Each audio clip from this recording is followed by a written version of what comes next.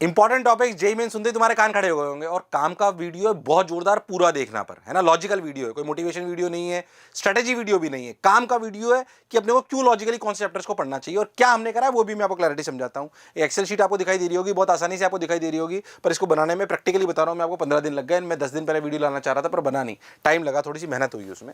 करा क्या है पहले मैं आपको समझाता हूँ। हमने फिजिक्स को पूरे सब टॉपिक लेवल में तोड़ रखा है, शायद ये काफी सारे बच्चे जानते हैं, चैप्टर वाइज नहीं सब टॉपिक वाइज। जैसे आपको दिखाई दे रहा होगा ये मॉडर्न जिसमें रेडियोएक्टिविटी वगैरह आती है, उसमें एक सब टॉपिक रेडियोएक्टिविटी लॉ, ठीक है भाई, ये एक सब टॉपिक है। ऐसे अगर आप देखें तो प्रिंसिपल ऑफ कम्युनिकेशन में मॉड्यूलेशन प्लस ब्लॉक, मॉडर्न 1 में बोर मॉडल, एसएचएम में time period angular frequency in SHM, ये सब टॉपिक है।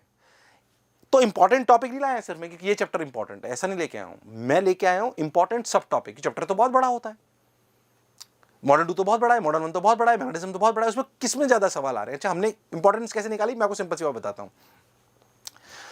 इसे मैं बोलता हूं एफर्ट स्कोर। क्या बोलता हूं? Effort score. जैसे आप एक बात समझो, कोई चैप्टर हमने 20 लेक्चर पढ़ाया, कितना पढ़ाया? 20 लेक्चर। अगर हमने उसको 20 लेक्चर पढ़ाया और उसमें से सवाल नहीं प्रोबेबिलिटी 2 है, उससे सवाल नहीं प्रोबेबिलिटी 2 सवाल है।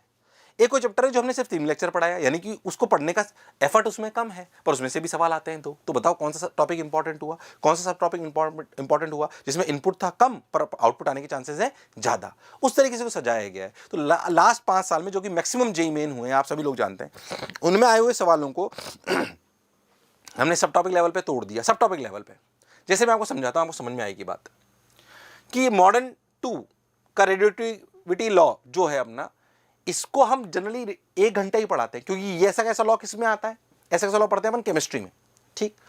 ये इसमें से पिछले 5 साल में 14 इजी सवाल आए, 22 सवाल आए मीडियम और 2 आए टफ, तो टोटल कितने आए? 38। हमने इसको पढ़ाने में सिर्फ घंटे कितने लगाए? 1, यानी कि एफर्ट स्कोर था 1। आपने घर जाके कुछ पढ़ा होगा, पर एफर्ट स्कोर उसके प्रोपोर्शन होता है, क्योंकि जब टीचर 1 घंटे पढ़ाता है तो उसी के हिसाब से सवाल भी देता है। पर सोचो आपको इसकी परसेंटेज ऑफ इंपॉर्टेंस, यानी कि अगर आप देखो तो हमने करा क्या, मैंने एक चार्ट बनाया पूरा, आप देखो इसको ध्यान से, अगर बहुत ध्यान से देखो तो आपको चार्ट दिखाई देगा, पूरी फिजिक्स है ये। देखो सर हमें कहां मिलेगा चार्ट, बड़ी मुश्किल से बनाया सर ये मैं आपको, इसको नीचे पीडीएफ डाउनलोड मिल जाएगी, डोंट वरी, परेशान नहीं होना, ठीक। अब आपने क्या करना है, ध्यान समझो। एक्सेल शीट में आप जानते होंगे कि अपन फिल्टर लगा सकते हो, मैंने फिल्टर लगा रखे पहले से ताकि टाइम खराब ना हो। ये चैप्टर वाइज था, मैंने इसको कैसे सजाया समझे अपन। ये यहां पे फिल्टर लगा हुआ है, देखो आपको निशान दिख रहा होगा एक।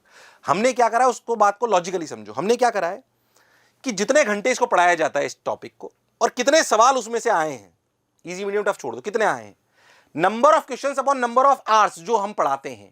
नंबर ऑफ आवर्स जो हम पढ़ाते हैं वो एफर्ट हो गया, और नंबर ऑफ क्वेश्चंस आउटपुट हो गया। तो आउटपुट अपॉन इनपुट, जिसका आउटपुट अपॉन इनपुट सबसे बड़ा हो, क्या वो सबसे इंपॉर्टेंट टॉपिक है लास्ट 5 सालों में? हाँ सर, आईआईटीएन बनने वाले तो लॉजिक करनी पड़ेगी, अगर एनआईटीएन बनने वाले तो लॉजिक पढ़ना पड़ेगा। और हाँ सर, बात तो आपकी बिल्कुल सही है। फिर मैं कह रहा हूं आपको, आज तक ऐसा वीडियो नहीं बनाया मैंने, और ना आपको मिलेगा ऐसे, और लॉजिकल है ये। मैं कोई अपने भावना से या अपने मन से कोई इंपॉर्टेंट टॉपिक नहीं बोल रहा हूं कि मुझे अच्छा लगता है, लॉजिकली बोल रहा हूं। लास्ट 5 साल में आए हुए सबसे इंपॉर्टेंट टॉपिक कौन है, जिससे सिर्फ सवाल ज्यादा आए, ये मतलब नहीं है, जिससे सवाल ज्यादा आए हो और एफर्ट कम लगा हो, क्या वो सबसे इंपॉर्टेंट सब टॉपिक हुआ? और टॉपिक भी नहीं, सब टॉपिक। ओ हो, यानी कि देखो, जब मैंने पूरे इसको ध्यान से देखो डिवाइड करा, अपन ने क्या करा, ध्यान समझना, अपन ने करा क्या, ध्यान समझो।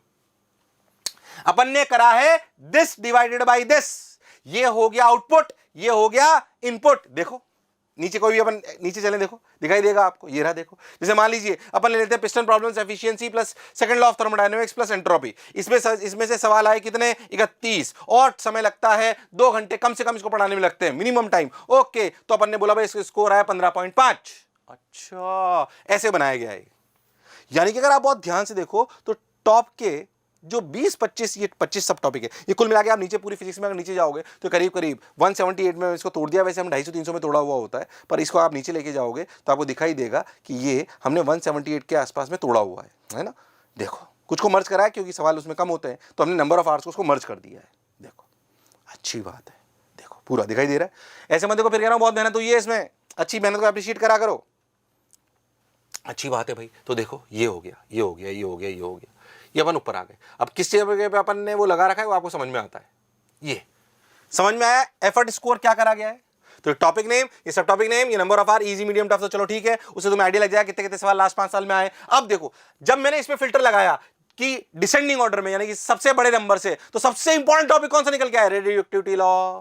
सिर्फ 1.5 घंटा टीचर पढ़ाता है क्योंकि केमिस्ट्री में पढ़ा हुआ होता है, और सही बताऊं तो ये तो बहुत इंपॉर्टेंट है, केमिस्ट्री में भी इसके सवाल आते हैं, यानी कि रेडियोएक्टिविटी लॉ के जो बेसिक सवाल है -dN/dt equal to lambda n के, वो अपने को आने चाहिए। देखो 38 सवाल आए, 1.5 घंटे टीचर ने पढ़ाया, आप 3 घंटे 4 घंटे अगर इसमें मेहनत कर लोगे तो आपके सवाल इसके आने की प्रोबेबिलिटी बहुत ज्यादा है। फिर देखो कौन सा, unit and dimension basic mathematics. ध्यान देखो यूनिट्स, इसका ये टॉपिक है, यूनिट्स इसका एक टॉपिक आता है, बच्चे छोड़ देते यूनिट डायमेंशन को टॉपिक ही, खास तौर से 12th और 12th पास। अरे छोड़ो मत, देखो कितने सवाल आ रहे हैं, 54 सवाल आए। अगर सिर्फ आप उसको 1.5 घंटे पढ़ाता है टीचर, बल्कि सही बताऊं 13 वाला तो इसे 45 मिनट्स में पढ़ लेता है, तो ये इसके भी ऊपर चला जाएगा। 36 का स्कोर है उसका। और हाँ, हम जिन्हें जो में इंपॉर्टेंट लगते हैं ना, वो कई बार एफर्ट में ज्यादा होते हैं पर उनका आउटपुट कम होता है, तो एफर्ट के हिसाब से बनाए हुए। देखो तीसरा क्या, डायमेंशंस। ओ हो, फिर से देखो 36 का स्कोर आया। इधर देखो प्रिंसिपल ऑफ कम्युनिकेशन बच्चा छोड़ देता है, कुछ नहीं करना, इसमें modulation plus block diagram plus wave propagation के बहुत बेसिक से फॉर्मूले।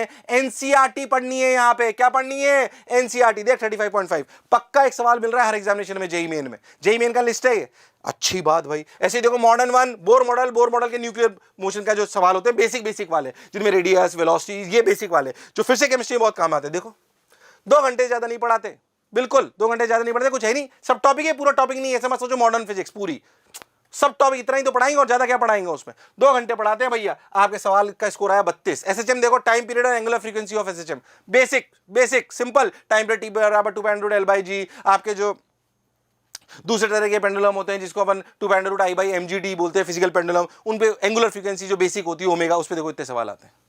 देखो स्कोर क्या आ रहा है, देखो अब देखो मैं बता दूं, collision in 1D, variation in जी, थोड़ा बड़ा कर लेता है, अच्छा लगेगा, ये हाँ ये ठीक है, अच्छी बात है। Centre of mass collision 1D, variation in g, AC circuit only, ये वाला देखो, current electricity, resistance and resistivity, colour code बच्चा छोड़ देता है, टेंपरेचर डिफरेंसेस, मैग्नेटिज्म में magnetic force on charge and current carrying wire, जो इनिशियल थ्योरी है बिल्कुल, और करंट कैरिंग वायर, देखो कितने सवाल आ रहे हैं। ठीक है, आप देखो ध्यान से किस टॉपिक से क्या इंपॉर्टेंट है। मैं तो कह रहा हूं तुमको अगर ये शीट मिल जाए तो बढ़िया से आप, बल्कि सही बताऊं तो इसमें आप है ना एक्सेल शीट, मैं इसको कह रहा हूं डाउनलोड फॉर्म में, टीम मेरे सामने खड़ी हुई है, इसको पीडीएफ की बजाय एक्सेल में भी देना, तो बच्चे खुद भी फिल्टर लगा सके।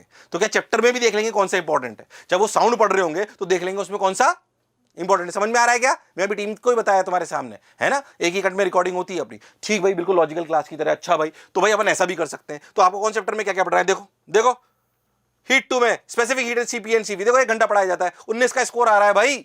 जिन भी चैप्टर्स का स्कोर 10 से ज्यादा है वो तो भैया मन मंदिर में बसे होने चाहिए। 10 से ज्यादा जो स्कोर है, देखो कितने ऐसे सब टॉपिक हैं, ऐसे सब टॉपिक ध्यान देखो, अगर तुम ध्यान देखो तो ऐसे 10 जिनका स्कोर 10 से ज्यादा है वो कितने सब टॉपिक हैं, देखो 59, कितने 59, और तुम इनको ध्यान से देखोगे तो इनमें 1.5-2 घंटे लगे हैं। अगर आप ध्यान देखो तो कुल मिला के 100 घंटे का मसाला है।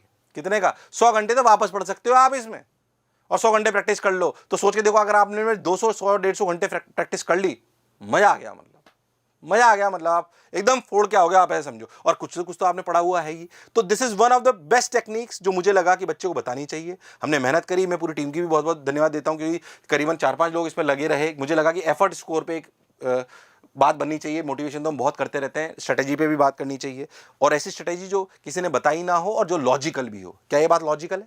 अगर वास्तविकता में आपको लगता है कि ये मेहनत काम की थी, तो देखो हमने जेईई और नीट की भी फाइलें बनाई हुई, जेईई केमिस्ट्री, इन पे पूरा काम नहीं हुआ है अभी, देखो चल रहा है पर इन पे काम। अगर आप लोगों का रिस्पॉन्स अच्छा आएगा कि यार लगेगा कि हाँ यार इसमें बहुत सारे बच्चे वाकई में लाभान्वित हो रहे हैं, तो आप लोगों को लिखना है और लाइक भी करना है। तुम्हें लगेगा सिर्फ इसलिए कि मेरे को पता पड़ेगा कि जेईई केमिस्ट्री और जेईई मैथ्स में मेहनत कराऊं कि नहीं कराऊं। ऐसे नीट में भी कराऊंगा, नीट वाले बच्चे देख रहे हैं तो वो भी सुन लो, नीट में भी कराऊंगा और जेईई एडवांस में कराऊंगा, पर इसमें मेहनत बहुत लग रही है। तो मेहनत सही में बच्चों के काम की है नहीं है, उनको उससे फायदा तो होगा, ये तो मेरी गारंटी है 110% फायदा, इसमें कोई शक नहीं है कि फायदा नहीं होगा। बट ये कि तुम उस फायदे को लेना चाहते हो, लेना चाहते हैं। अगर ज़्यादा बच्चा लेना चाहेंगे तो मैं इस पर और मेहनत करा के वीडियोस बना दूंगा। आशा करता हूँ ये वाली स्ट्रेटेजी तुम्हारे काम की होगी। चूक मत जाना, पूरी पीडीएफ डाउनलोड कर लो और ढंग से इन टॉपिक्स पे अपन काम करें। आशा करता हूँ आपके आने वाले अप्रैल अटेम्प्ट में जेईई की बहुत अच्छी परसेंटाइल आएगी और तुम अपने सपनों को पूरा कर पाओगे। मुझे सुनने के लिए बहुत बहुत धन्यवाद। Thank you.